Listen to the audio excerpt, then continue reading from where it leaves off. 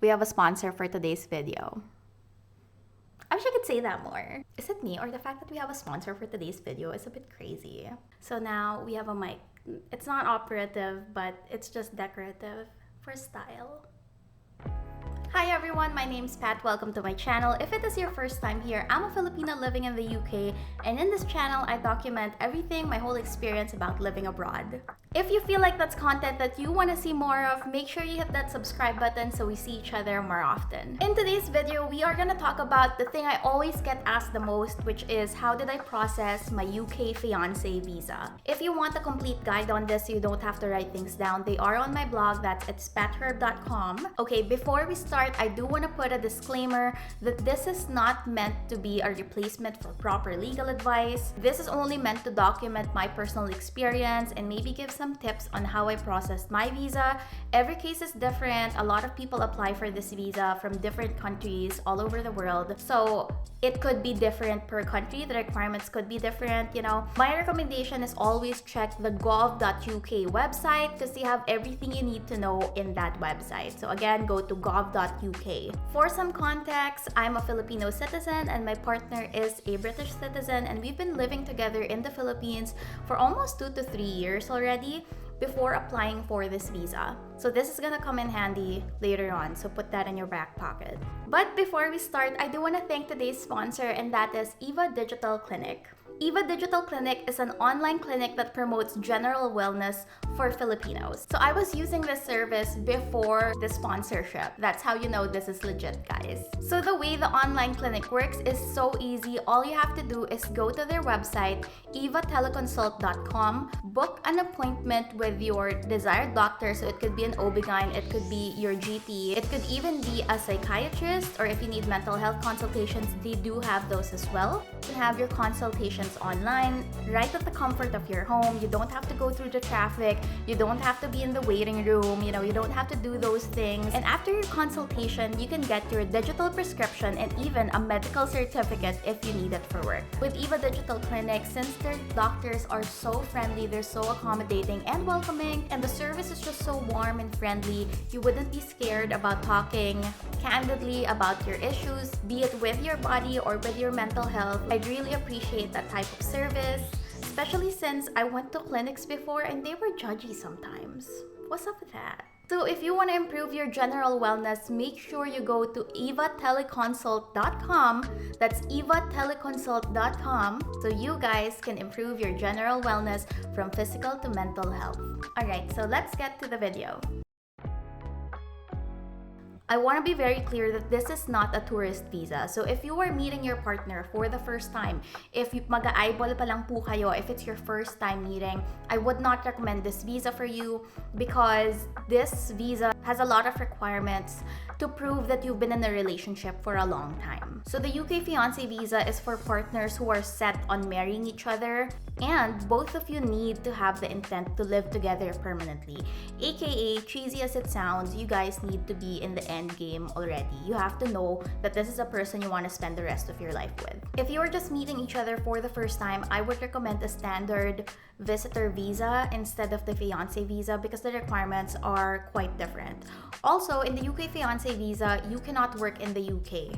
So that was my experience, at least. I think some people were able to work. I saw some visas that had like permission to work, but basically for my case, I was not able to work for the first 6 months that I was here in the UK. Okay, so let's talk about the requirements. I have broken down the requirements into 4 different parts. So the first one is basically all the forms that you need. It's like forms that are communal for you guys. The second one is the requirements for the Filipino partner or the non-British citizen.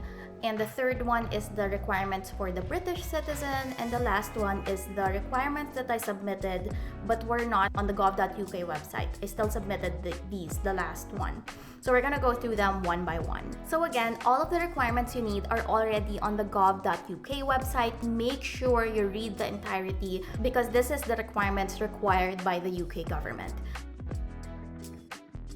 When it comes to organizing your files, this is my first tip. Create a Google Drive with folders that are color-coded as you complete your application. So this is what I did. This is like the template that I did.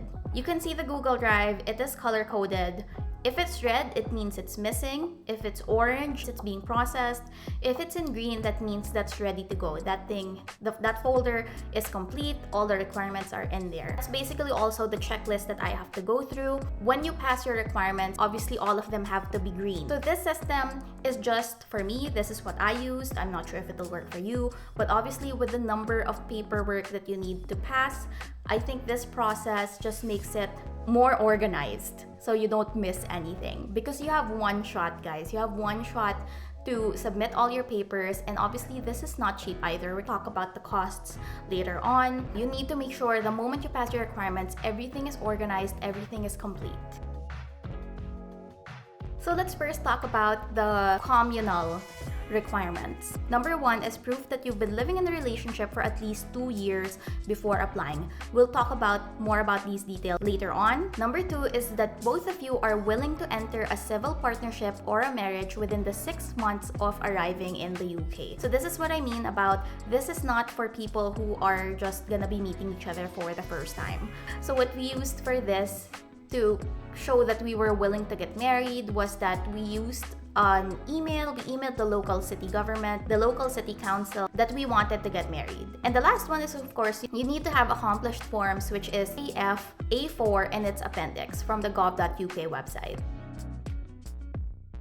Okay, next we're gonna talk about the requirements for Filipino citizen partner or the non-British partner. First, you need your PSA birth certificate, photocopy of your passports, old and new ones.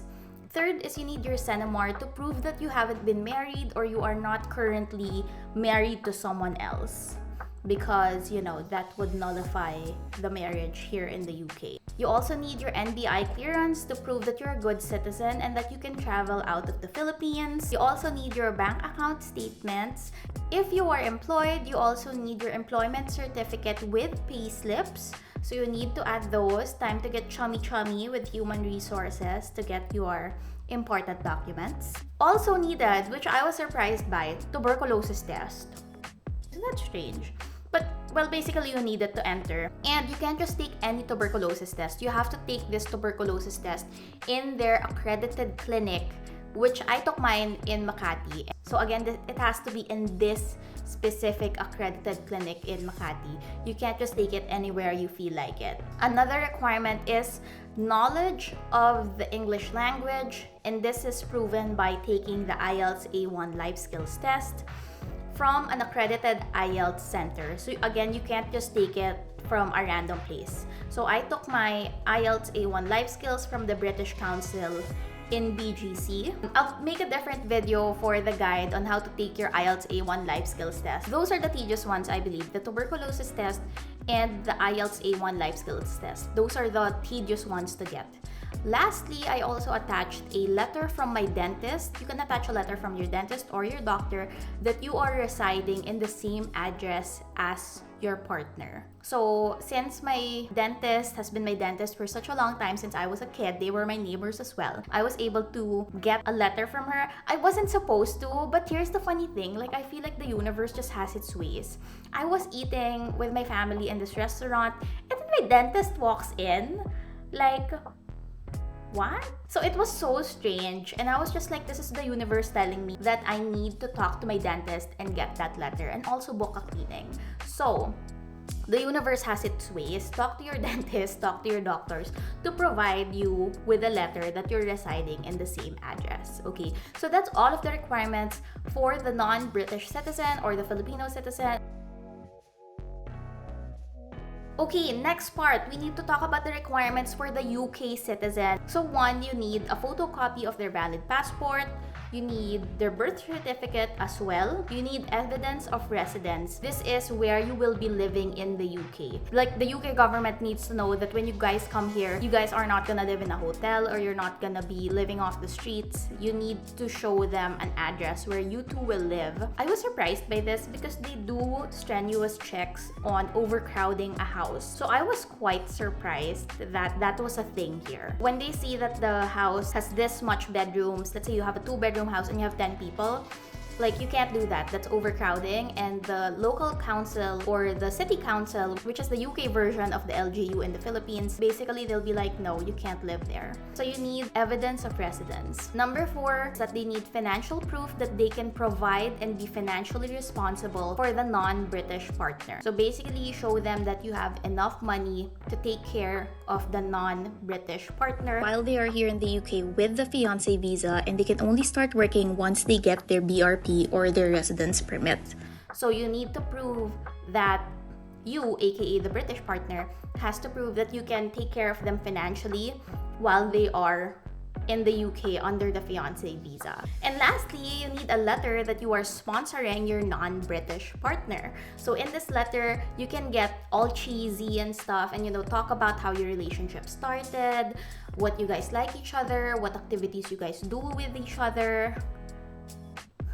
That sounded a bit off. What do you guys do for date night? Stuff like that. So just make it cheesy, put some personal elements there, because these documents will be read by a human being, not by a machine. It's not gonna be read by AI, at least not that I know of. And obviously it helps, right, to show that, oh, this is how we met and stuff, and this is what we love about each other, this is why I'm sponsoring this person, because I love them, whatever. So you need to put those down. Okay, lastly is the requirements that are not on the gov.uk website, but I still submitted them. Number 1, proof that we were living together. So what I did for this one is that I made a document. I'll put it here so you guys can see. I made a Google Doc of photos of me and my partner, complete with descriptions, timeline, and even links. If the photos were posted on social media, I did put the links as well, so that the person checking the application would be like, oh, okay, they posted it on Facebook, so there are receipts that prove that these were posted way back.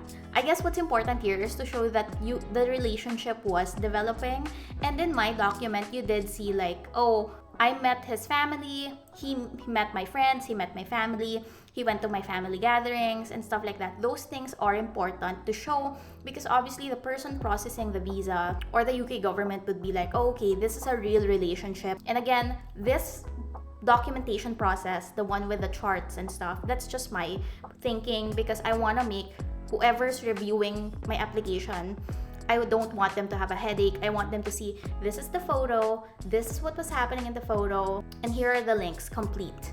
Next, I also sent screenshots of our conversations with each other. Yes, this is quite personal. I would say compile as much as you can from when you guys met to like the recent times that you guys have been talking. Attach screenshots, emails, any mode of conversation, like on Viber, on Messenger, on WhatsApp, however that is, you want to take a screenshot of those conversations and put them in your application. Just compile as much as you can. Another requirement that I submitted, because again, since we were living together in the same house, in the same condominium, I also attached a letter from our building and the landlord in the Philippines that we were living together, and the notarized tenancy agreement. So I also had that in my application.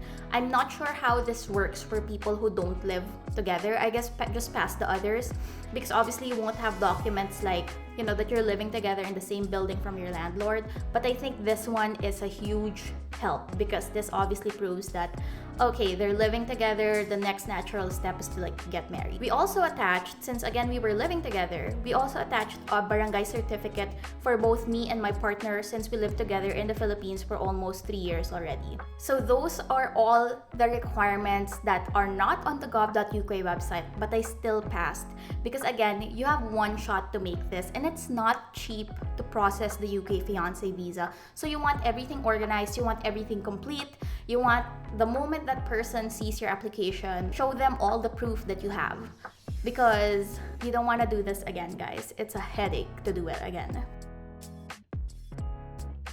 Okay, common question I get asked is if we were interviewed, because right, in movies you see that like they interview you, what's her favorite color, what's her favorite food, where was he born, stuff like that. So we didn't get interviewed like that. This is for the UK fiancé visa. I'm not sure for other countries how it works, but basically we were not interviewed. What we did was we went to VFS in Makati. We made sure all the paperwork was there to speak for themselves.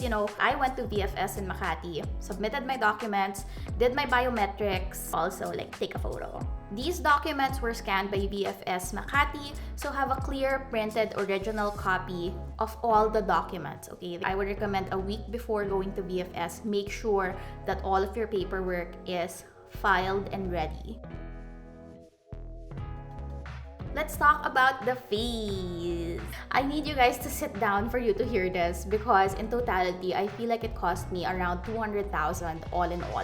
So this includes the processing fees of my PSA, Senomar, NBI, and my transport as well, and my meals to and fro, my appointments like for the tuberculosis, the IELTS test, whatever. So I'm gonna give you guys like a general overview of how much I spent for like the major requirements. Okay, so the visa itself in pounds is 1,538. In peso, that's around 102K. Okay, 102,000 pesos for the application itself. It doesn't include the IELTS, it doesn't include the tuberculosis test, that doesn't include the agency. That's just for the visa itself. Next is I paid 45,000 pesos for the travel agent, for the visa agent, whatever.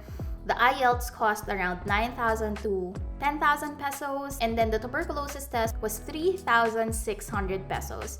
Senomar is 430, birth certificate is 330. In totality, I would probably say this is a pricey thing to do, so you don't want to make a mistake when processing your UK fiancé visa. And I do want to note down that I paid for all of these because I was financially able to. You can always ask your partner for help if you're not able to pay for the fees. And a gigantic important thing to note, that the visa is not refundable whether you get approved or not. Okay, so whether they give you your little visa sticker on your passport or they don't, the fee is not refundable. So you will not get your money back for all of the stuff that we just said. Okay, so make sure you have your documents on point.